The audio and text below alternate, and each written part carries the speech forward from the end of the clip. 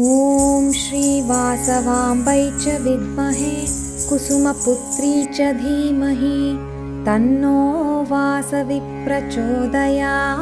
స్వామి, జకుపాత, ఏ పూజ జరుగుతోంది? ఈ అగ్నికుండమెందో?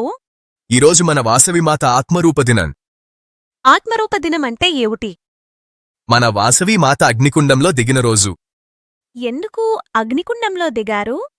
మన వాసవిమాత మాత్రమే కాదు, 102 కూడా అగ్నికుండంలో దిగారు. మీకు వాసవిమాత కూడా ఆ 102 ఎవరో తెలుసుకోవాలంటే వాసవిమాత కథ తెలుసుకోవాలి. కాదు, వాసవిమాత చరిత్ర తెలుసుకోవాలి. మన కులదైవమైన వాసవి చరిత్ర గురించి ఎన్నో పుస్తకాలు ఉన్నాయి. ఆ పుస్తకాల పేర్లను నేను నీకు చెబుతాను. వాటిని నీవు కొనుగోలు చేసి పూర్తిగా చదువుకో. ఆ పుస్తకాల పేర్లు శ్రీ వాసవి విజయం, శ్రీ కన్నికా పురాణం, శ్రీ వైశ్య పురాణం, శ్రీ వైశ్య ధర్మ ప్రకాశిక, వైశ్య ధర్మదీపిక. వాసవి చరిత్ర గురించి తెలుసుకోవడానికి ఇన్ని పుస్తకాలున్నాయా?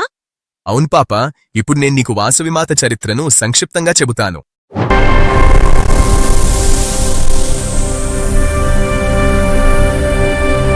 గోదావరి నది ఒడ్డున ఉన్న పెనుకొండ నగరం, దాని చుట్టూ ఉన్న 15 గ్రామాలకు రాజధానిగా ఉండేవి.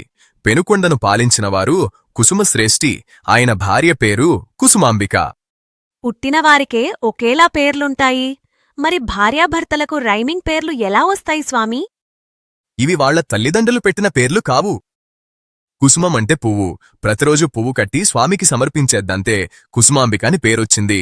కుసుమాంబిక పెళ్లయిన తర్వాత వాసుదేవ శ్రేష్ఠి అనే అసలు పేరు కుసుమశ్రేష్ఠిగా మారిపోయింది.